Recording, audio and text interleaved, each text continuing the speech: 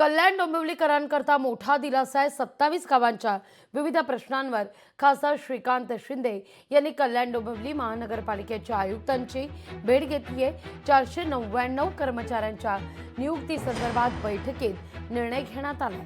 कर्मचाऱ्यांची 2010 मध्ये ज्या पदावर स्थापना झाली त्याच पदावर पुन्हा रुजू होण्याच्या मागणीला शासनाने मंजुरी दिली आहे। नवरात्रीच्या शुभ मुहूर्तावर 180 कर्मचाऱ्यांना कन्फर्मेशन लेटर देखील देण्यात येईल।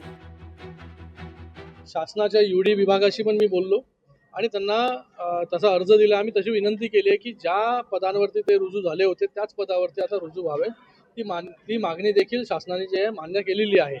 तर 499 कर्मचाऱ्यांना जे आहे जेव्हा 2010 मध्ये ज्या पदावरती स्थापना झाली होती त्याच पदावरती आज पुन्हा महानगरपालिकेमध्ये पण घेण्यात येईल। 180 कर्मचाऱ्यांना नवरात्रीच्या पहिल्या दिवशी त्यांचे सगळे कन्फर्मेशन लेटर जे आहेत ते पत्र जे आहेत ते त्यांना देण्यात येतील। लोकशाही मराठी ऐका, पहा, जागरूक रहा।